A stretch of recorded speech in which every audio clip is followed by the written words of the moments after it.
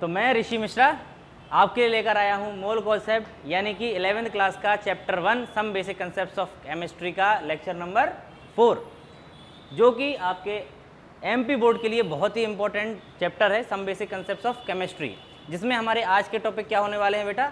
Molecule क्या होता है, मॉलिक्यूलर मास क्या होता है, एवरेज मॉलिक्यूलर मास क्या होता है, फॉर्मूला मास क्या होता है, फॉर्मूला मास की ज़रूरत क्यों पड़ी, जब मॉलिक्यूलर मास काम कर रहा था तो फॉर्मूले मास की ज़रूरत क्यों पड़ी। तो ये सब बातें हम इस लेक्चर में करेंगे। तो एमपी बोर्ड के लिए ये बहुत ही इंपॉर्टेंट चैप्टर है और उसमें भी ये जो टॉपिक हैं ये आपका बेस क्लियर कर देंगे, बेस बनाएंगे कि भाई मॉलिक्यूल क्या होता है, क्यों ज़रूरत पड़ी मॉलिक्यूल बनाने की। आपके पास कार्बन एटम था तो आप कार्बन एटम ही क्यों नहीं रहने दिया, आपके पास एक ऑक्सीजन एटम था तो ऑक्सीजन एटम क्यों नहीं रहने दिया, है कि नहीं। तो उस ऑक्सीजन एटम से ऑक्सीजन मॉलिक्यूल बनने तक की कहानी हम आज के लेक्चर में करने वाले हैं। तो एमपी बोर्ड के इस लेक्चर में सारे के सारे आपके सवाल किए जाएंगे, चाहे एमसीक्यू हो, चाहे 2 मार्क्स क्वेश्चन हो, चाहे 4 मार्क्स क्वेश्चन हो और लॉन्ग क्वेश्चन, सारे के सारे आपके मॉलिक्यूल, मॉलिक्यूलर मास और जो है आपका फॉर्मूला मास, इन सब से जो रिलेटेड डाउट्स हैं आपके, ये सारे आज इस लेक्चर में कवर किए जाएंगे। तो बने रहिए हमारे साथ एम कैरियर इंस्टीट्यूट के इस यूट्यूब चैनल में और चलिए शुरू करते हैं। Molecule, molecular mass and formula mass. सबसे पहले मॉलिक्यूल क्या होता है। तो बेटा मॉलिक्यूल क्या है बेटा, molecule is an electrically neutral. क्या होता है बेटा, इलेक्ट्रिकली न्यूट्रल। क्या है, इलेक्ट्रिकली न्यूट्रल। ये बहुत इंपॉर्टेंट है। मॉलिक्यूल इसीलिए बना क्योंकि जो एटम था उसके आउटर मोस्ट शेल में कुछ ना कुछ इलेक्ट्रॉन कम थे। उन इलेक्ट्रॉन की भरपाई करने के लिए क्या होता है बेटा, एटम जो है आपस में इलेक्ट्रॉन शेयर करते हैं। मान लीजिए एक ऑक्सीजन है, उसमें 2 की कमी है, दूसरे ने बेचारे ने क्या किया, 2 शेयर कर दिए। सामने वाले के पास भी 2 की कमी थी, इसने क्या किया, 2 शेयर कर दिए। दोनों ने 2-2 शेयर किए, इसके 8 हो गए, इसके 8 हो गए, दोनों के कितने हो गए, 8-8 हो गए। आउटर मोस्ट शेल फुलफिल हो गई, दोनों आराम से रह रहे हैं, ज़िंदगी जी रहे हैं। समझ में आ रही बात, नहीं आ रही सर, समझ में नहीं आ रही, समझ में तो बेटा समझेंगे हम, कैसे समझेंगे बेटा। मॉलिक्यूल होता क्या है, तो molecule is an electrically neutral. कैसा होता है पहले तो ये जान लो। Molecule is an electrically neutral group of 2 और more atoms held together by chemical bond. Molecule क्या है बेटा, इलेक्ट्रिकल न्यूट्रल है, group of atom, group of atoms है, मतलब कई सारे एटम हैं उसमें, group of atoms electrically neutral, जो कैसे एक दूसरे से बंधे हुए हैं, केमिकल बॉन्ड से। मैंने बताया था शेयरिंग ऑफ एटम्स होती है, शेयरिंग ऑफ इलेक्ट्रॉन्स होता है, उसमें क्या होता है बेटा, यही क्या होता है, जब इलेक्ट्रॉन शेयर होते हैं तो बॉन्ड बनता है। शेयरिंग ऑफ इलेक्ट्रॉन या फिर लेन देन करने के इलेक्ट्रॉन बॉन्ड कहते हैं। बॉन्ड 2 तरह के होते हैं, वो हम आगे पढ़ेंगे। शेयरिंग ऑफ इलेक्ट्रॉन या एक दूसरे को दे देना, परमानेंटली दे देना या ले लेना इलेक्ट्रॉन्स का, ये क्या होता है बेटा, क्या होता है, केमिकल बॉन्ड। ठीक है, तो जहाँ से वो जुड़े हुए होते हैं उसे केमिकल बॉन्ड बोलते हैं। तो मॉलिक्यूल एक electrically neutral group of atoms होता है जो किससे जुड़ा होता है, केमिकल बॉन्ड से जुड़ा होता है। क्यों जुड़ा होता है, due to sharing of electron से जुड़ा होता है। क्लियर है क्या बात, अगर क्लियर है बात तो हम समझते हैं। सर जैसे एक N है और 2 नाइट्रोजन है मेरे पास और 1 ऑक्सीजन है, 2 नाइट्रोजन और 1 ऑक्सीजन मिलके N2O बना लेते हैं, 2 नाइट्रोजन मिलके N2 बना लेते हैं। ये मैंने बता दिया आपको पिछली स्लाइड में कि कैसे बनते हैं, शेयरिंग ऑफ इलेक्ट्रॉन होता कैसे है आखिर। क्लियर है क्या बात। तो ऐसे ही बेटा 4 फॉस्फोरस मिलके P4 बना लेते हैं, 6 सल्फर मिलके S6 बना लेते हैं, 1 कार्बन 2 ऑक्सीजन मिलके बेटा CO2 बना लेते हैं। क्लियर है क्या बात। चलिए अगर ये बातें क्लियर हैं कि मॉलिक्यूल क्या होता है, पहली चीज़ मॉलिक्यूल क्यों बनता है ना, अगर ये 2 बातें क्लियर हैं तो हम आगे चल सकते हैं। चलिए आगे बढ़ते हैं। तो हम बात कर रहे हैं कि जो है मॉलिक्यूल बनने की ज़रूरत क्यों पड़ी। तो इसके हमने 2 कारण देखे। कौन कौन से कारण बेटा, पहला कारण था हमारा केमिकल कारण। केमिकल कारण क्या है कि जो एटम था, जो एटम घूम रहा था, जब फ्री एटम घूम रहा था तो उसका एक इलेक्ट्रॉनिक कॉन्फ़िगरेशन होता है हर एटम का। फॉर एग्जांपल ऑक्सीजन ले लेते हैं बेटा, सबसे पहले लेते हैं ऑक्सीजन। तो जो ऑक्सीजन है, ऑक्सीजन इसका एटॉमिक नंबर कितना होता है, 8। तो इसका जो इलेक्ट्रॉनिक कॉन्फ़िगरेशन EC बनेगा, इलेक्ट्रॉनिक कॉन्फ़िगरेशन बनेगा, ये क्या बनेगा बेटा 2 और 6। क्या बनेगा 2, 6। नॉर्मल जो इलेक्ट्रॉनिक कॉन्फ़िगरेशन होता है किसी भी एटम का according to above principle, according to above principle क्या होता है बेटा, क्या होता है बेटा 2, 8, 8, 16, 16 एंड सो ऑन। ठीक है, तो ये रहा हमारा नॉर्मल इलेक्ट्रॉनिक कॉन्फ़िगरेशन जो होना चाहिए। लेकिन ऑक्सीजन में कितना है बेटा 2 और 6। अब ऑक्सीजन का 2 6 होने के कारण इसमें 2 की कमी है। ऑक्सीजन के इलेक्ट्रॉनिक कॉन्फ़िगरेशन में 2 इलेक्ट्रॉन की कमी है, तो 2 इलेक्ट्रॉन की कमी को पूरा करने के लिए ये ऑक्सीजन क्या करेगा, किसी ना किसी के साथ बॉन्डिंग करेगा। फॉर एग्जाम्पल ये एक ऑक्सीजन है, ठीक है, ये एक ऑक्सीजन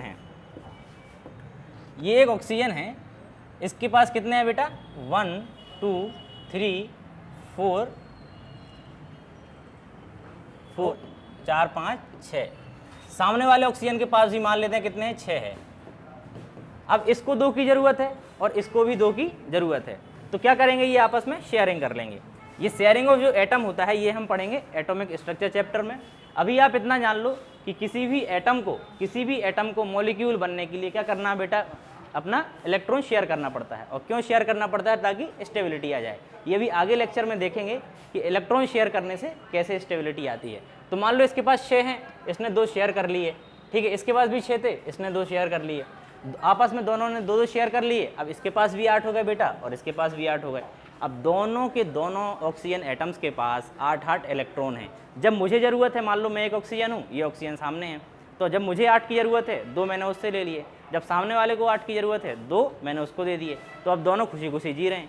तो ऐसे ही खुशी खुशी जीने के लिए, खुशी खुशी जीने का मतलब है कि स्टेबल होने के लिए, ऐसे ही स्टेबल होने के लिए क्या होता है बेटा, किसी भी एटम को मॉलिक्यूल बनना पड़ता है। For example oxygen, single oxygen मिलके O2 बन गया, 4 फॉस्फोरस बन के P4 बना लेते हैं, 6 सल्फर मिलके S6 बना लेते हैं। ये सारी बातें हम करेंगे आगे लेक्चर में। तो अकॉर्डिंग टू इलेक्ट्रॉनिक कॉन्फ़िगरेशन, ये बात समझ में आई क्या कि क्यों किसी भी एटम को मॉलिक्यूल बनना पड़ा अपनी स्टेबिलिटी को पाने के लिए। क्लियर होती है क्या बात? अगर ये बात क्लियर होती है तो हम आगे बढ़ेंगे। दूसरा जो इसका कारण है वो है थर्मोडायनेमिकली। तो थर्मोडायनेमिक कारण हम पढ़ेंगे आगे। चलिए तो मॉलिक्यूल बनता क्यों है? सर एटम घूम रहा था, उसके पास 2 की जगह खाली थी, इसलिए वो स्टेबल नहीं था। तो स्टेबल करने के लिए, to make atom stable molecule is formed, this is the correct answer. क्यों मॉलिक्यूल बनना है? ताकि उस एटम को स्टेबिलिटी मिल सके। उसके पास 2 इलेक्ट्रॉन की कमी थी, उसे 2 इलेक्ट्रॉन चाहिए थे, या तो कोई दे देता या शेयर कर लेता। किसी ने शेयर किए, मतलब जैसे एक ऑक्सीजन के पास 2 की कमी थी, इसके पास भी 2 की कमी थी, दोनों ने शेयर करे, बॉन्ड बनाया, दोनों स्टेबल हो गए। अब बात करते हैं थोड़ा थर्मोडायनेमिकली। ये तो हो गया हमारा केमिकली कि सर ऐसा ऐसा होता है। थर्मोडायनेमिक्स में क्या होता है? सर थर्मोडायनेमिक्स कहता है कि जो आपका बॉन्ड तब जब बनता है जब क्या होता है बेटा, delta H negative. Delta H क्या है बेटा? एंथैल्पी। अब सर एंथैल्पी हमें तो पता ही नहीं है, 10वीं पास करके आए सर, हमें क्या पता है एंथैल्पी क्या होती है? Enthalpy is an energy. क्या होता है बेटा? एंथैल्पी एक एनर्जी होती है जिसमें क्या होता है बेटा, जो बॉन्ड बनने पे, बॉन्ड फॉर्मेशन के दौरान या बॉन्ड फॉर्मेशन के दौरान या बॉन्ड टूटने के दौरान निकलती है या एब्जॉर्ब होती है। जब बॉन्ड फॉर्मेशन होता है तो क्या होता है बेटा, डेल्टा H नेगेटिव होती है। डेल्टा H नेगेटिव होने का मतलब है बेटा क्या, एनर्जी रिलीज। क्या है बेटा? एनर्जी रिलीज हो रही है। क्या हो रहा है बेटा? एनर्जी रिलीज हो रही है। तो जब भी बॉन्ड फॉर्मेशन होगा एनर्जी रिलीज होगी। आप खुद सोचो ना, जब किसी को स्टेबल होना होगा तो क्या करेगा, अपनी एनर्जी रिलीज करेगा। आप अपनी एनर्जी रिलीज करोगे तो आप स्टेबल होते हो। शांति से जब बैठते हो, जब एनर्जी रिलीज होती है तो स्टेबल हो रहे हो आप। ऐसे ही एटम जब स्टेबल होता है मॉलिक्यूल बनाने के बाद तो क्या होता है बेटा, वो क्या करता है, एनर्जी रिलीज करता है, एनर्जी रिलीज करता है। तो ये बात थर्मोडायनेमिक्स में समझने वाली है। यहाँ पे एक सिर्फ क्वेश्चन सॉल्व करने के तौर पे आपको बता रहा हूँ, बाकी जब हम पढ़ेंगे क्या थर्मोडायनेमिक्स तब इसकी डिटेल में बात करेंगे कि डेल्टा H क्या होता है, नेगेटिव क्यों होता है एनर्जी रिलीज होने पे। क्लियर होती है क्या बात? चलिए, अगर ये बातें क्लियर हैं तो हम आगे बढ़ सकते हैं। अभी तक क्या समझ आया? मेन पॉइंट, सर मॉलिक्यूल क्या होता है, मॉलिक्यूल क्यों बनता है, क्लियर है क्या बात? ये दोनों बातें अगर क्लियर हैं तो हम आगे बढ़ें, नहीं क्लियर हैं तो बेटा रिपीट करो पूरा लेक्चर, जहाँ तक अभी देखा पूरा रिपीट करो। मॉलिक्यूल क्या होता है और क्यों बनता है? क्यों बनता है कि 2 रीज़न, एक केमिकल रीज़न, एक थर्मोडायनेमिकल रीज़न। केमिकल रीज़न क्या कहता है बेटा कि उसमें 2 इलेक्ट्रॉन कम थे किसी एटम में, 2 या ज़्यादा हो सकते हैं। फॉस्फोरस की बात करें तो उसमें 5 कम थे, या तो 5 दे दो या 3 ले लो, है ना। फॉस्फोरस में 3 कम होते हैं। बात करें अगर किसी और की, अपन मान लो ऑक्सीजन छोड़ दें, सल्फ़र की बात करें उसमें भी 2 कम होते हैं, कार्बन की बात करें उसमें 4 की कमी होती है। तो ऐसा बहुत सारे में होता है। हमने एग्जांपल लिया सिर्फ ऑक्सीजन का। अब बात करते हैं, हाँ तो मैं कहा था केमिकल रीज़न क्या है बेटा, कि उन्हें अपना इलेक्ट्रॉनिक कॉन्फ़िगरेशन फुलफ़िल करना है, मतलब आउटर मोस्ट शेल या ऑर्बिट फुलफ़िल करनी है। बात करें थर्मोडायनेमिकली तो उसमें डेल्टा एच नेगेटिव होता है। डेल्टा एच नेगेटिव करने के लिए बॉन्ड बनाया जाता है ताकि स्टेबल हो जाएं, रिलीज़ हो जाए एनर्जी। क्लियर है क्या बात, सभी को समझ में आ रही है क्या? चलिए आगे बढ़ें। ओके, मॉलिक्यूलर मास क्या होता है अब बात करते हैं बेटा। मॉलिक्यूल समझ में आया, मॉलिक्यूलर मास क्या होता है बोलो। सर मॉलिक्यूलर मास क्या होगा? मॉलिक्यूल का mass is the molecular mass, खत्म। किसी भी मॉलिक्यूल का mass that is molecular mass. मैं बोलता हूँ आपसे O2 का मॉलिक्यूलर मास बताओ। सर ऑक्सीजन का एटॉमिक मास, इसमें कितने ऑक्सीजन है O2 में? O2 में कितने ऑक्सीजन है बेटा बोलो। सर 2 ऑक्सीजन है। एक ऑक्सीजन का atomic mass of 1 oxygen it is equal to कितना बेटा बोलो फटाफट, आवाज़ नहीं आई। 16 कितना बेटा? 16। एक ऑक्सीजन का मास 16, 2 का कितना? 16 × 2 खत्म। 16 × 2 करो, आंसर पाओ, आगे बढ़ो। 32। अब ये ग्राम में है कि AMU में है, ये सारी बातें हम आगे करेंगे। मॉलिक्यूलर मास की यूनिट जब पढ़ेंगे तो मॉलिक्यूलर मास क्या होता है बेटा? मॉलिक्यूलर मास और molecular weight is the mass of molecule. किसका मास? मॉलिक्यूल का मास। O2 मॉलिक्यूल है तो हमने मॉलिक्यूल का मास निकाल दिया। तो मॉलिक्यूलर मास और molecular weight is the mass of molecule. ठीक है, अब ये कैलकुलेट कैसे करते हैं? Sum of the mass of each constituent atom. हर एक एटम का मास जितने उस मॉलिक्यूल में हैं, मैं आपसे बोलूं अभी एग्जांपल लेंगे हम H3PO4 या बहुत सारे एग्जांपल लेंगे, तो मैं बोलूँगा उनका मॉलिक्यूलर मास निकालो। तो कैसे निकालोगे? कंस्टिट्यूएंट एटम का मॉलिक्यूलर एटॉमिक मास निकालोगे, फिर मल्टीप्लाई किससे कर दोगे? नंबर ऑफ एटम से। जितने नंबर ऑफ एटम उसमें प्रेजेंट होंगे उनसे आप मल्टीप्लाई कर दोगे। क्लियर है क्या बात? क्लियर होती है क्या बात? मॉलिक्यूलर मास कैसे कैलकुलेट करोगे बेटा? जितने किसी भी मॉलिक्यूल में एटम हैं उन सबके एटॉमिक मास निकालोगे, फिर वो जितने नंबर में है उस नंबर से मल्टीप्लाई कर दोगे। क्लियर होती है क्या बात? चलिए, अगर इतनी बात क्लियर होती है तो हम आगे, सबको समझ में आया? चलिए आगे बढ़ते हैं। सर यूनिट क्या होती है? हम तब से बात कर रहे हैं molecular mass. Sir molecular mass नापते कैसे हैं? इसकी यूनिट्स क्या होती हैं? तो सबसे पहले तो बेटा इसकी जो यूनिट होती है वो ग्राम में होती है। ठीक है, अगर आपसे पूछ रहा है ग्राम में तो हम ग्राम में कैलकुलेट करके देंगे। अगर आपसे AMU में पूछ रहा है तो हम AMU में कैलकुलेट करके देंगे। सर कैसे कैलकुलेट करते हैं? तो इसकी पहली जो यूनिट होती है बेटा वो होती है एटॉमिक मास यूनिट। क्या होती है बेटा? Atomic mass unit. जिसकी क्या होती है बेटा? मॉलिक्यूलर मास की यूनिट होती है वो होती है atomic mass unit. Atomic mass unit में इसको कैलकुलेट करते हैं। जैसे हमने ऑक्सीजन में कैलकुलेट किया था अभी 16, तो 16 क्या है बेटा? वो एटॉमिक मास यूनिट। ऑक्सीजन का मॉलिक्यूलर मास कितना है बेटा? 16 एटॉमिक मास यूनिट AMU। अब कोई बोले आपको एटॉमिक मास यूनिट कितना होता है ग्राम में बताओ, तो 1 AMU 1 atomic mass unit AMU is equals to 1.672 into 10⁻⁻24 gram. ये एक 1 एटॉमिक मास यूनिट का क्या है बेटा आपके पास? 1 एटॉमिक मास यूनिट की ये वैल्यू है। कितनी है बेटा ग्राम में? बोलो फटाफट, इसको मैंने सर्कल कर दिया है, नोट्स में मिल जाएगा। तो आपको ये याद होनी चाहिए 1 एटॉमिक मास जो है वो कितने ग्राम होता है? 1.672 इंटू 10⁻⁻24 ग्राम। इतनी होती है बेटा क्या 1 AMU की क्या ग्राम में वैल्यू। अब आपसे कोई पूछे मॉलिक्यूलर मास बताओ, तो जितना मास है आपके पास AMU में उसको ग्राम में कन्वर्ट कर दो। कैसे करोगे? जितना भी मास आया इंटू 1.672 इंटू 10⁻⁻24 ग्राम में आंसर आ गया। आपसे हमेशा मैक्सिमम टाइम, अगर आप चाहे नीट दें चाहे बोर्ड में आप बैठें, आपसे कभी पूछेगा मॉलिक्यूलर मास तो AMU में नहीं पूछेगा, वो किस में पूछेगा बेटा? ग्राम में। अगर आप बोर्ड में हैं तो बिल्कुल ध्यान रखनी है, क्योंकि बोर्ड में ऑप्शन नहीं होते हैं। नीट में आपको ऑप्शन अगर ग्राम में है तो वेल एंड गुड, आप ग्राम में कैलकुलेट कर लीजिए। अगर आपके पास AMU में ऑप्शन है तो आप AMU में कैलकुलेट करके बता दीजिए। क्लियर है क्या बात? तो अगर जो यूनिट है मॉलिक्यूलर मास की वो होती है एटॉमिक मास यूनिट। इसी को आप मॉलिक्यूलर मास कैसे निकालोगे? M जो आपका आया हुआ है, जैसे ऑक्सीजन कितना था बेटा? 16, तो 16 इंटू AMU। अब 1 AMU इज इक्वल टू ग्राम में कितना होता है? तो इतना होता है सर, जो आपने बताया हुआ है 1.672 इंटू 10⁻⁻24। आ गया क्या? इतना आ गया है तो हम निकाल सकते हैं किसी भी चीज़ का मोलिकुलर मास। कैसे निकालोगे? तो molecular mass is equal to m into 1.672 into 10⁻⁻24। कैसे निकालोगे? जितना भी मास आया उससे किसका गुणा करना है बेटा? 1 AMU का। किसका? 1 AMU का। कितना होता है 1 AMU? 1.672 इंटू 10⁻⁻24। ये अगर निकाल लिए तो मोलिकुलर मास आप निकाल सकते हो। तो मोलिकुलर मास क्या होता है क्लियर है? कैसे निकालते हैं क्लियर है? अगर क्लियर नहीं है तो पिछली स्लाइड में अपन दोबारा जा सकते हैं और देख सकते हैं कैसे कैलकुलेट करते हैं। Molecular mass is calculated as sum of mass of each constituent particle. Each constituent particle के मास का हमें सम करना है। मान लीजिए H3PO4 है। H3PO4 में 3 हाइड्रोजन हैं, 1 फॉस्फोरस है और 4 ऑक्सीजन है। तो हमें क्या करना पड़ेगा? Sum of each constituent atom, हर एटम का सम करना है, मतलब ऑक्सीजन, फॉस्फोरस और हाइड्रोजन। फिर मल्टीप्लाई करना है उनका नंबर के साथ। जैसे 3 हाइड्रोजन है तो हाइड्रोजन का एटॉमिक मास इंटू 3, 1 फॉस्फोरस है प्लस, लिख के बता दूँ सर? बता ही दो, ऐसे नहीं मानेंगे। क्यों? चलिए तो आपको बता देते हैं लिख के, है ना?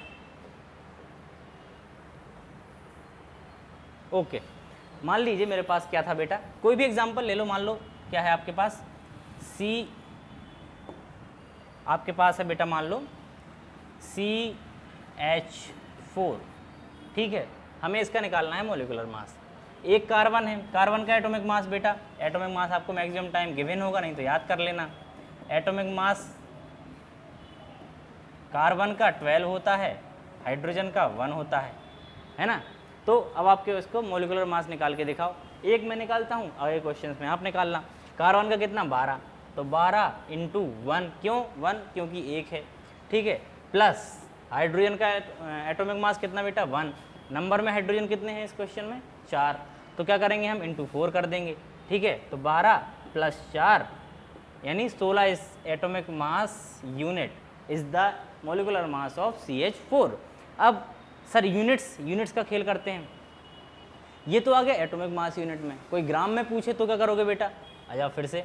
सर ग्राम में पूछेंगे तो हम इसको किससे मल्टीप्लाई करेंगे? हमारे आंसर को किससे करेंगे? आवाज़ नहीं आई। 1.672 इंटू 10⁻⁻24, तो हमारा ग्राम में आंसर आ जाएगा। क्लियर है क्या बात? अगर ये सारी बातें क्लियर हैं तो हम क्वेश्चन पे चल सकते हैं। जिसको ये सारी बातें क्लियर नहीं है, लेक्चर दोबारा देखो शुरुआत से, फास्ट फॉरवर्ड में मत देखो, आप एकदम स्मूथली देखो 1 की स्पीड में। और जो रिवीजन कर रहे हैं वो 2x की स्पीड में देखो, कोई दिक्कत नहीं है। चलिए आगे बढ़ते हैं। और जो लोग ऐप पे देख रहे हैं उन्हें ये सारे जो लेक्चर हैं इनकी PPT मिल जाएगी। यूट्यूब के डिस्क्रिप्शन लिंक में भी इसकी PPT मिल जाएगी, चिंता की कोई बात नहीं है। ये डेमो लेक्चर्स हैं तो आपको सारी PPT मिल जाएगी।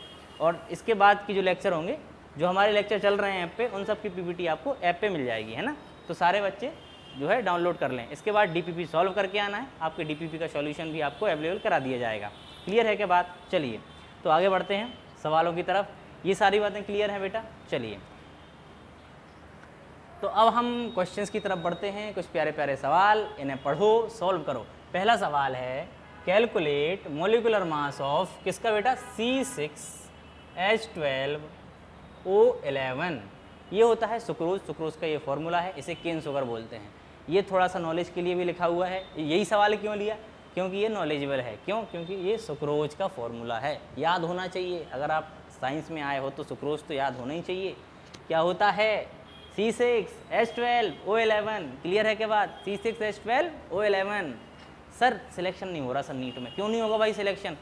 सिलेक्शन होगा, एटीट्यूड बनाओ। देखो मैं आपको क्लियर बात बता देता हूँ सिलेक्शन लेने की। केमिस्ट्री, फिजिक्स, बायोलॉजी से तो होना ही है, आपकी एटीट्यूड से होना है। सर एटीट्यूड क्या होता है?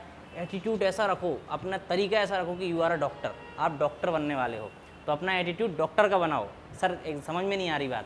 देखो जब बारिश होती है ना, बारिश, तो सारे चिड़ियाँ, सारे कबूतर अपना क्या घर ढूंढते हैं। सर मैं अपने घोंसले में जा रही हूँ, सारी चिड़िया कबूतर ढूंढने आ रहे हैं। लेकिन बाज, ईगल क्या करता है? ईगल बादलों के ऊपर उड़ रहा है, बादलों के ऊपर उड़ रहा है ईगल। अपना एटीट्यूड ईगल जैसा बनाना है।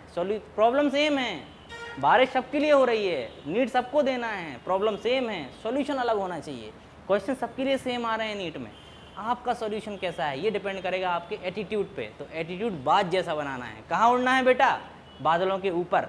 ऐसा एटीट्यूड बनाना है। सवाल सॉल्व करने के ऐसे तरीके ढूंढने हैं जो हमें किसी को नहीं आते हैं। समझ में आ रही है क्या बात? तो इन सबसे दूर ये सारी बातें दिमाग में रखना है, तभी सिलेक्शन होगा। पढ़ना तो 20% है, 80% बात एटीट्यूड की है। अगर आपका एटीट्यूड डॉक्टर का हो गया बेटा, सिलेक्शन की गारंटी हो जाती है। क्लियर है क्या बात? तो 20% पढ़ाई करो, 80% एटीट्यूड पे काम करो, डाउट्स पे काम करो, जहाँ कमजोरी है वहाँ काम करो। जो आता है वो तो आता ही है। अगर आपको मॉलिक्यूलर मास आता है, कैसे कैलकुलेट करना है ये आता है, ग्राम में कैसे निकालना ये आता है, आप मेरा लेक्चर मत देखो, आप सीधे डीपीपी सॉल्व करो, आगे बढ़ो। क्लियर है क्या बात? तो अपना एटीट्यूड डॉक्टर वाला रखो कि आप जैसे डॉक्टर बनोगे। क्लियर है क्या बात? तो चलिए हम सॉल्व करते हैं सवाल बिना देरी के। मैं आशा करता हूँ आप लोग वीडियो पॉज करके ये सवाल सॉल्व कर रहे होंगे। जो नहीं कर रहे हैं बेटा करो, तभी नीट निकलेगा, तभी आप 12th में फोड़ोगे। क्लियर है क्या बात? तो मोलिकुलर मास कैलकुलेट करना है, वीडियो को पॉज करके सॉल्व करो। मैं आशा करता हूँ कर लिया होगा सबने सॉल्व। चलिए कैसे करना है सर? वही चीज़, कितने पहले तो कौन कौन से इसमें एटम है वो लिखो। सर मुझे कार्बन दिख रहा है, सर मुझे हाइड्रोजन दिख रहा है, सर मुझे ऑक्सीजन दिख रहा है। अब ये सारे दिख रहे हैं तो इनके नंबर भी दिख रहे होंगे बेटा जी, है ना? नंबर दिख रहे हैं कि किसी को कि कितने हैं? सर कार्बन के 6 हैं, हाइड्रोजन के 12 हैं, ऑक्सीजन के 11 हैं, है ना? इन सब के जो हैं 6, 12, 11 हैं। तो सर हम कैसे निकालते थे? हम इनका atomic mass of constituent atom into number of atom present in the molecule, यही तो फॉर्मूला है, यही फॉर्मूला लगना है।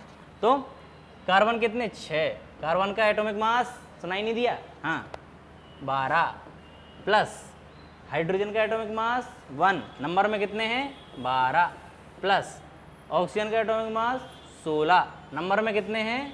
11। ठीक है, मल्टीप्लाई करो, आगे बढ़ो। घर तक छोड़ के आऊँ क्या? चलो छोड़ देते हैं। 12 6 जा 72 प्लस 12 प्लस 16 इंटू 11 160 176, है ना? ठीक है, 84 plus 176 8 4 10 6 4 10 7 8 15 16 260 is the answer. Calculate करो, अगर कोई गलत है तो आप कमेंट में बता सकते हो, मैंने यहाँ सॉल्व कर दिया है। ठीक है, सब लोग सॉल्व करेंगे। ये आया है किस में बेटा? AMU में। यही तो गलती है, ये ग्राम में बताना पड़ेगा। उसने नहीं पूछा है ना काय में, इसने अगर पूछा नहीं है तो आपको ग्राम में आंसर देना है। हम नापते तोलते ग्राम में है ना। अगर इसने नहीं पूछा है आपको किस में आंसर देना है तो you should give answer in gram. लिख लो कहीं कॉपी के ऊपर, लिख लो कि अगर कुछ नहीं दिया है तो आंसर ग्राम में देना है। क्लियर है क्या बात? तो ये तो आया हमारा 260 AMU। आंसर क्या आया है बेटा? 260 AMU। 260 AMU। इसको ग्राम में कन्वर्ट करो। कैसे करोगे? सिखा दो रखा है। इनटू कितना? 1.672 इंटू 10⁻⁻24 ग्राम में आ जाएगा। कैसे करोगे सर ग्राम में? 260 इंटू 1.672 इंटू 10⁻⁻24 ग्राम। क्लियर है क्या? ये रहा आपका आंसर। इसको कर लो डब्बे में बंद और आगे बढ़ो। ठीक है, जिससे सॉल्व नहीं हुआ था वो देख लो कैसे सॉल्व करना है, जिससे हो गया था वेरी गुड। चलो आगे बढ़ते हैं। हाँ सर, अगला सवाल है calculate the molecular mass of urea. Sir urea क्यों? यूरिया आपके लिए बहुत इंपॉर्टेंट है। यूरिया वही होता है जो खाद, गांव में खाद में छिड़का जाता है ना, खाद के रूप में खेतों में छिड़कते हैं, दैट इज़ यूरिया, है ना। इसका फॉर्मूला क्या है बेटा? NH2CO NH2। चलो सॉल्व करके दिखाओ मुझे। मैं सॉल्व नहीं करूँगा, वीडियो करो पॉज, सॉल्व करो। सॉल्व हो गया क्या? चलिए साथ में सॉल्व करते हैं। आइए सर, सबसे पहले हमें कंस्टिट्यूएंट पार्टिकल देखने कौन कौन से। दिखाओ कंस्टिट्यूएंट पार्टिकल सर। देखो इसमें सर नाइट्रोजन दिख रहा है, आपको भी दिख रहा होगा। सर इसमें हाइड्रोजन दिख रहा है, हाँ दिख रहा है सर। सर कार्बन भी दिख रहा है और ऑक्सीजन भी दिख रहा है, ये सारे दिख रहे हैं। इनके एटॉमिक मास, नाइट्रोजन का सर 14 होता है, हाइड्रोजन का सर 1 होता है, कार्बन का सर 12 होता है, ऑक्सीजन का सर 16 होता है। क्लियर है क्या? एटॉमिक मास इनके मिल गए। अब हमें क्या करना है? एटॉमिक मास जो है, एटॉमिक मास का मल्टीप्लाई किससे करना है बेटा? जितने कंस्टिट्यूएंट एटम इसमें प्रेजेंट हैं। सर नाइट्रोजन के कितने हैं? 2। सर हाइड्रोजन के कितने हैं? 4। सर कार्बन के कितने हैं? 1।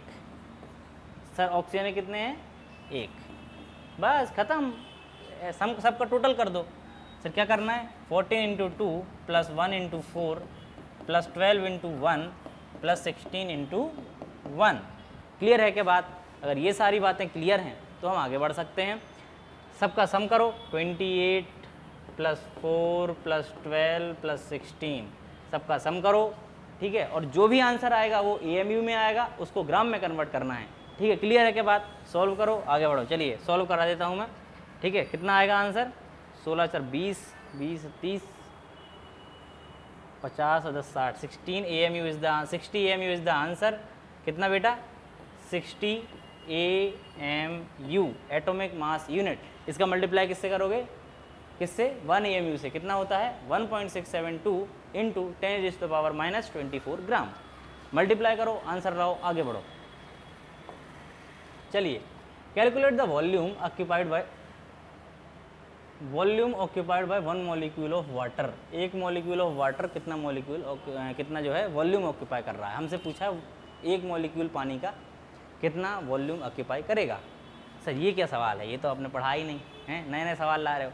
ये सवाल करो, वीडियो को पॉज करो, 1 बार 2 बार 3 बार ट्राई करो, आना चाहिए। ये सवाल दिमाग लगाओ कैसे होगा। एक हिंट दे देता हूँ मैं कि density is equals to mass upon volume. हमसे पूछा है, क्या पूछा है बेटा? हमसे पूछा है वॉल्यूम के बारे में, ठीक है। मास और डेंसिटी, डेंसिटी आपको दे रखी है, ये देखिए डेंसिटी क्या दे रखी है बेटा? 1 ग्राम पर ml। अगर आपको 1 ग्राम पर ml जो है डेंसिटी दे रखी है, मास आप निकाल लोगे। कैसे निकालोगे मुझे नहीं पता, वॉल्यूम निकाल लोगे। चलो सॉल्व करो। हुआ क्या? ओके, चलिए साथ में सॉल्व करते हैं। जिनसे नहीं हुआ, जिनसे हो गया वेरी गुड, जिनसे नहीं हुआ मेरे साथ आइए, देखिए कहाँ गलती कर रहे थे। सर डेंसिटी दे रखी है, कितनी दे रखी है? 1 ग्राम पर ml। सर मास निकाल दूं अगर मैं तो वॉल्यूम कैलकुलेट हो जाएगा। अगर मैं मास निकाल दूं तो वॉल्यूम कैलकुलेट हो जाएगा। चलिए तो मास निकाल दो फटाफट बेटा। कैसे निकालोगे मास? आपको निकालना सिखाया है। वाटर के फॉर्मूला क्या होता है? H2O। वाटर का फॉर्मूला क्या होता है? H2O, ठीक है। तो इसमें 2 हाइड्रोजन है तो 2 × 1 + 16, 2 + 16 इज इक्वल्स टू 18। तो 18 AMU में है, ये ध्यान रखना, ये है AMU। डेंसिटी कैसी है? ग्राम पर ml, ग्राम पर ml। हमें मास ग्राम में चाहिए। किस में चाहिए बेटा? ग्राम में। कैसे निकालोगे? ग्राम में चाहिए मास, तो कैसे आएगा? बोलो बोलो बालक, समझ में आ रहा है क्या? बारीके सोलो, कुछ तो बोलो। 18 × 1.672 × 10⁻⁻24 ग्राम, ये आया है मास। ग्राम में हमारे पास मास है, डेंसिटी है, क्या वॉल्यूम निकल जाएगा? आवाज़ नहीं आई, हाँ कि ना? ओके, निकल जाएगा सर। कैसे निकलेगा? Volume is equals to mass upon density, mass upon density, mass upon density. तो मास कितना है बेटा? ये रहा मास अपॉन डेंसिटी। डेंसिटी कितनी है? 1। तो ये क्या आ गया? वॉल्यूम। वॉल्यूम कितना आया? बोलो बालक, आवाज़ नहीं आ रही, कोई तो बोलो। Sir 18 × 1.672 × 10⁻⁻24 ml, that is the answer. क्या हो जाएगा आंसर बेटा? ये आंसर हो जाएगा आपका। वॉल्यूम आया 18 × 1.672 × 10⁻⁻24 ml, ये मिलीलीटर में है। कैसे निकाला देख लो। इसको नहीं आया था, कहाँ गलती कर रहे थे देख लो। सोच नहीं पा रहे थे तो सोचो, यही तो साइंस के विद्यार्थी हो ना, सोचना ही तो है। क्यों हुआ, कैसे हुआ। चलिए आगे बढ़ते हैं, अगले सवाल की तरफ चलते हैं। ओके, अगला सवाल नहीं है, यही थे आपके मॉलिक्यूलर मास के सवाल। हमने कुछ प्यारे प्यारे सवाल यहाँ किए, कुछ सवाल आपको DPP में मिलेंगे। इसके बाद CPS में भी, DPP यानी daily practice paper, daily practice paper में भी आपको सवाल दिए जाएंगे। उनका सॉल्यूशन ऐप पे आपको मिल जाएगा। एम कैरियर इंस्टीट्यूट के ऐप पे आपको DPP के सारे सॉल्यूशन मिलेंगे, DPP भी वहीं मिलेगी। लेक्चर नोट्स और लेक्चर आपको यूट्यूब पे अवेलेबल है। क्लियर है क्या बात? तो आपको DPP सॉल्व करना है। इसके बाद DPP किसी चैप्टर की, किसी लेक्चर की नहीं छोड़ना है। नीट में सिलेक्शन के लिए ये सारे काम इंपॉर्टेंट हैं। समझ में आ रही है क्या बात? आपका जो डिसिप्लिन है वही आपको नीट से कहाँ तक ले जाएगा बेटा? अच्छे मेडिकल कॉलेज तक ले जाएगा। आपको अपने नाम के आगे डॉक्टर लगाना है तो डिसिप्लिन लाना पड़ेगा। क्लियर है क्या बात? DPP सॉल्व करनी पड़ेगी, लेक्चर देखने पड़ेंगे। तो आगे बढ़ते हैं बेटा, ये सारी बातें ध्यान से सुनो, है ना। आगे बढ़ते हैं। एवरेज मोलिकुलर मास क्या होता है? हमने एवरेज एटॉमिक मास पढ़ा है। जिसने मेरा एवरेज एटॉमिक मास का लेक्चर नहीं देखा है वो लेक्चर नंबर 2 सर्च करो, Rishi Mishra M career institute, lecture number 2 some basic concepts of chemistry. तो एवरेज मोलिकुलर मास क्या होता है? जैसे एवरेज एटॉमिक मास होता था कि सारे एटॉमिक जो मासेस थे उनका एवरेज, ऐसे ही मोलिकुलर मास क्या होता है? Average of molecular masses of all the molecule in which present in given sample. किसी भी सैंपल में जो सारे मॉलिक्यूल दिए हुए हैं उन सारे मॉलिक्यूल्स का एवरेज मास क्या होता है, एवरेज मॉलिकुलर मास।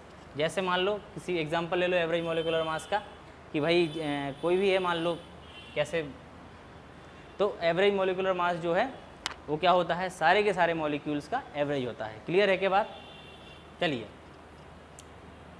तो इसमें पूछा है हमसे average molecular mass in gaseous mixture. 2 mole CO2 के हैं बेटा, 1 मोल ऑफ H2 है और 2 मोल ऑफ CO है, आर प्रेजेंट। ठीक है, किसी गैसियस मिक्सचर में 2 मोल CO2 के दिए हुए हैं, 1 मोल हाइड्रोजन का दिया हुआ है और 2 मोल कार्बन मोनोऑक्साइड यानी कि CO के दिए हुए हैं। तो आपसे पूछा है determine the average molecular mass. कैसे निकालोगे बेटा एवरेज मॉलिकुलर मास, बताओ फटाफट मुझे। ठीक है, वीडियो को पॉज करो, सवाल सॉल्व करो और बताओ आंसर। ठीक है, गैसेस मिक्सचर है जिसमें 2 मोल किसके हैं बेटा, 2 मोल CO2 के हैं। ठीक है, 1 मोल किसका है बेटा, H2 का है और 2 मोल किसके हैं बेटा, कार्बन मोनोऑक्साइड के। किसके बेटा, कार्बन मोनोऑक्साइड के। ये सबके मोल दिए हुए हैं। अगर आपके पास मोल हैं और अगर आपके पास क्या है बेटा, सबके एटॉमिक मासेस हैं, तो आप क्या निकाल सकते हो, सबके मॉलिक्यूलर मास निकाल सकते हो। और मॉलिक्यूलर मास निकालने के बाद इनका एवरेज ले लो सबका। एवरेज कैसे लेते हैं ये बता चुका हूँ मैं। अगर आपने एवरेज लेने का मेरा लेक्चर नहीं देखा है तो वो भी आप यूट्यूब पे सर्च कर लेना तो मिल जाएगा। चलिए, तो मैं एवरेज लेता हूँ, जिसका आंसर आ गया है वेरी गुड, जिसका नहीं आया वो मेरे साथ मिलके अपन दोनों करते हैं। कैसे करना है सर, इनका सबका पहले तो मॉलिक्यूलर मास निकालो। CO2 का कितना है बेटा, 12 कार्बन का मास इंटू 1 प्लस ऑक्सीजन का कितना बेटा ऑक्सीजन का, बोलो फटाफट, 16 इंटू 2। हाइड्रोजन का 1 इंटू 2। कार्बन मोनोऑक्साइड का 12 प्लस 16। ठीक है, निकालो आगे, आंसर लाओ, निकालो फटाफट। कैसे आएगा, इसका आया बेटा 44, इसका कितना आया बेटा 2 और इसका कितना आया बेटा 28। ठीक है, इसके बाद इसके कितने मोल हैं, 2 मोल, तो 28 इंटू 2 दैट इज़ 56। ठीक है, इसके बाद H2 के कितने मोल हैं बेटा, 1 मोल है ना, तो 2 इसका डायरेक्ट 2 आ जाएगा। और CO2 के कितने मोल हैं बेटा, 2, तो 44 इंटू 2 दैट इज़ 88। इन सब का सम करो, डिवाइड बाय कितने मोल हैं, 5 मोल हैं टोटल, डिवाइड बाय 5 करो, आंसर लाओ। क्या हो जाएगा बेटा 146 अपॉन 5। तो क्या हो जाएगा बेटा ये आंसर, 5 2 ज़ा फिर 4 5 2 ज़ा 10 4 46 5 9 ज़ा 45.5 ग्राम। क्या जाएगा बेटा 29.5 ग्राम। क्या जाएगा बेटा 29.5 ग्राम इनका एवरेज मॉलिक्यूलर मास। क्लियर है क्या बात? एवरेज मॉलिक्यूलर मास निकालना आ गया क्या आपको? चलिए, अगर एवरेज मॉलिक्यूलर मास निकालना आ गया तो ये सारे क्वेश्चन आपसे अब क्लियर हो जाएंगे। चलिए आगे बढ़ते हैं। आगे क्या है बेटा, molar mass. Sir molar mass क्या होता है, मास क्या होता है हमने समझ लिया, मॉलिक्यूलर मास क्या होता है हमने समझ लिया। 1 मोल का मास ऑफ 1 मोल, एटम हो सकता है, मॉलिक्यूल हो सकता है, क्या हो सकता है, कंपाउंड हो सकता है, पार्टिकल्स हो सकते हैं, प्रोटॉन हो सकता है। Mass of any thing that is 1 मोल। 1 मोल का मास मोलर मास, खत्म बात।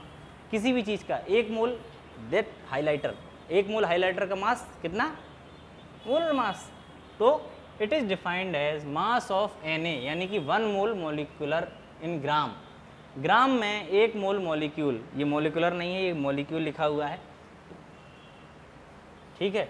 तो mass of 1 mole of molecule that is called as, उसे क्या बोलते हैं बेटा, क्या बोलते हैं उसको, मास ऑफ 1 मोल मॉलिक्यूल को बोलते हैं बेटा मॉलिक्यूलर मास। क्लियर है क्या बात? Molar mass, molar mass. तो mass of 1 mole of atom हो सकता है, मॉलिक्यूल हो सकता है, ठीक है, पार्टिकल्स हो सकते हैं, प्रोटॉन्स हो सकते हैं, न्यूट्रॉन्स हो सकते हैं, इलेक्ट्रॉन हो सकते हैं, एनीथिंग, बस 1 मोल होनी चाहिए, that is called molar mass. खत्म बात। चलिए, अगर ये चीज़ क्लियर है तो हम आगे बढ़ जाएं। सर थोड़े क्वेश्चन करा दो, सॉरी अभी तो क्वेश्चन नहीं आए हैं। फॉर्मूला मास क्या होता है, इसकी ज़रूरत क्यों पड़ी? देखो कई बार क्या होता है, फॉर एग्जांपल NaCl। अब NaCl ऐसे नहीं मिलता आपको एटमॉस्फेयर में, NaCl का ऐसे नहीं मिलता। कि एक सोडियम का और एक क्लोरीन का मॉलिक्यूल जुड़े और घूम रहे हैं एटमॉस्फेयर में, बढ़िया विचरण कर रहे हैं, ऐसा नहीं होता है। होता ये है कि NaCl के कई सारे मॉलिक्यूल एक क्रिस्टल बनाते हैं, 3D स्ट्रक्चर लाइक दैट। ये आपका NCERT का डायग्राम है ऐसे, जिसमें ये छोटे जो हैं ये सोडियम फंसे हुए हैं, क्या है बेटा, सोडियम, और ये बड़े मॉलिक्यूल हैं ये आपके क्लोरीन फंसे हुए हैं। ठीक है, क्या फंसे हुए हैं, सोडियम और chlorine.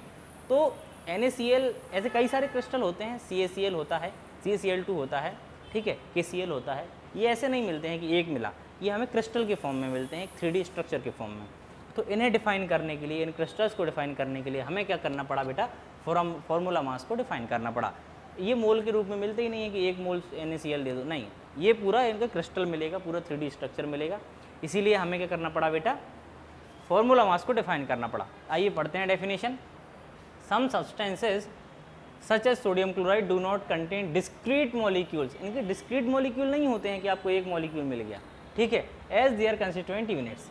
In such compounds positive and negative are exhibited are arrange in 3D structure, ये 3D स्ट्रक्चर के फॉर्म में अरेंज होते हैं। So the formula such as NaCl use to calculate the formula mass instead of molecular मास।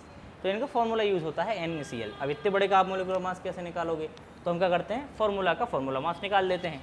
जैसे NaCl का formula बेटा NaCl, इस फॉर्मूले का आप फॉर्मूला मास निकालो, यही इनका मोलिकुलर मास माना जाता है।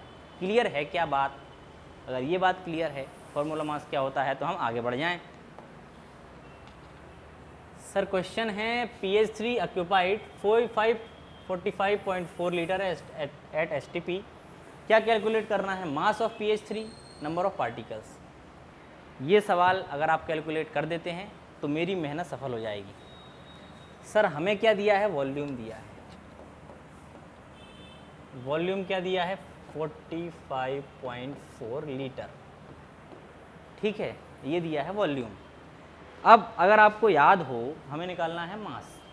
सर मोल निकालने का फॉर्मूला आपने सिखाए थे, कितने सारे, 5 फॉर्मूले, रिवाइंड कराओ जरा। जिसको याद आ गए वेरी गुड, जिसको नहीं आया कॉपी पलटो, नोट्स पलटो, नोट्स देखो जरा, वहाँ लिखे होंगे 5 फॉर्मूले। पहला formula given mass upon molecular mass. Sir given mass, mass upon molecular mass. एक वॉल्यूम के टर्म में भी हमने देखा था फॉर्मूला, क्या था बेटा, गिवन वॉल्यूम अपॉन 22 पॉइंट कितना बेटा, 22.7। याद आ रहा है कि किसी को, गिवन वॉल्यूम,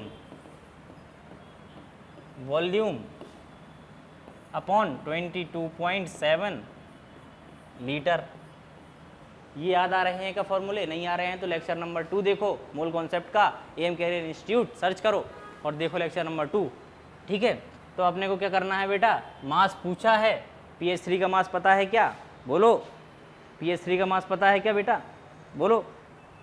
फॉस्फोरस का मास 35, हाइड्रोजन का मास पता है। पहले तो pH3 का मास निकालो, मॉलिक्यूलर मास निकालोगे ना, तो मॉलिक्यूलर मास मिल जाएगा। क्या होता है बेटा pH, तो मॉलिक्यूलर मास ऑफ फॉस्फोरस कितना बेटा, 31, प्लस हाइड्रोजन कितना बेटा, 1 × 3, टोटल कितना हो जाएगा बेटा, 34।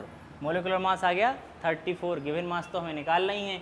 गिवन वॉल्यूम कितना है बेटा, 45.4, और ये सारा आ गया। निकाल लोगे क्या, निकाल लोगे क्या, घर तक छोड़ गया हूँ, चलिए घर तक छोड़ देते हैं आपको। गिवन मास कितना है सर, निकालना है, मान लीजिए x। मॉलिक्यूलर मास कितना है बेटा, 34 is equals to given volume sir 45.4 upon आपका जो है 22.7। सर काटो पीटो, आगे बढ़ो, कैसे काटो पीटो, 22.7 × 2 तो 2, तो x is equals to 34 × 2 that is 68 gram. और AMU जिसमें पूछे, ग्राम में पूछे तो कैसे निकालोगे बेटा, क्या करोगे, इनटू जो हमने बताया हुआ है ग्राम निकालने का वो निकाल दोगे। 68 इज द आंसर। क्लियर है क्या बात बेटा, क्लियर होती है क्या बात, इतनी बातें क्लियर है कैसे निकाला।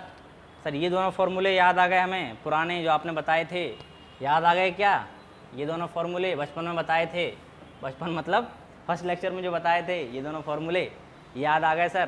क्लियर है क्या बात। चलिए एक सवाल और करते हैं, आम ऑफ H2O। सर ये भी मोल का ही सवाल है, जिसको आता है फटाफट करो। जिसने वो लेक्चर देखा होगा मेरा 5 फार्मूलाज वाला, मोल के 5 फार्मूलाज, वो ये एक चुटकी में कर देगा। सर कैसे करना है बताओ फटाफट, पहले सॉल्व करो, वीडियो को पॉज करो। कर दिया क्या? चलिए मैं सॉल्व कर रहा हूँ। ओके, जिसका आ गया वेरी गुड, जिसका नहीं आया अपन साथ मिलके करते हैं। आ जाओ। सर हमें दे रखा है ग्राम और हमसे पूछा है हाउ मैनी मॉलिक्यूल्स, मतलब पार्टिकल्स पूछे हैं। सर पार्टिकल्स का भी आपने एक फॉर्मूला बताया था, बताओ बताओ। सर गिवन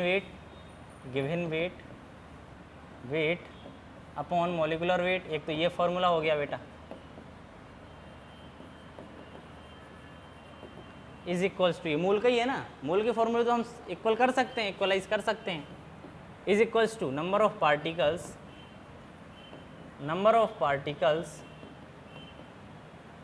अपॉन, क्या था बेटा याद कराओ फटाफट, 6.023 इंटू 10⁻23, 6.022 इंटू 10⁻23। ठीक है, हमारे पास गिवन वेट सर है 108 ग्राम। मोलिकुलर वेट पानी का इतनी बार लिख चुके हैं बेटा 18, अब तो याद होने आना चाहिए। मोलिकुलर वेट 18, और क्या है गिवन पार्टिकल्स हमसे पूछे हैं, बस हो गया। ये पूछा है आपसे 3 चीज़ें हैं, चौथी चीज़ निकाल लोगे। सर निकाल के बता दो, घर तक छोड़ के आना पड़ता है इन बच्चों को, है ना, ऐसे ही है ना। चलो given weight 108 upon 18 is equals to number of particles को n लिखता हूँ 6.022 इंटू 10⁻23। ठीक है, 18 6 जा 108। n इज इक्वल टू, बोलो बेटा n इज इक्वल्स टू, कहाँ लिखूँ सर, यहाँ लिख दो। n is equals to 6 into 6.022 into 10⁻23, that number of particles present होंगे। इतने सारे नंबर ऑफ पार्टिकल्स प्रेजेंट होंगे। ठीक है, क्लियर है क्या बात? आंसर आया जिनका देख लो एक बार, जिनको नहीं आया था वो देख लो फटाफट, जिनका आ गया था वेरी गुड। तो ये सारे प्यारे प्यारे क्वेश्चंस किए हमने इस लेक्चर में। बहुत स्पीड में हमारा लेक्चर हुआ, बहुत रात हो गई है, रात के 11:30 बजे मैं ये लेक्चर रिकॉर्ड कर रहा हूँ। तो सारे बच्चे जिनको ये लेक्चर समझ आया बहुत बहुत धन्यवाद, जिनको नहीं आया वो दोबारा से देखो। जो भी डाउट है कमेंट सेक्शन में पूछो, आपके सारे डाउट सॉल्व किए जाएंगे। इसी के साथ मैं लेक्चर को करता हूँ समाप्त। All the very best.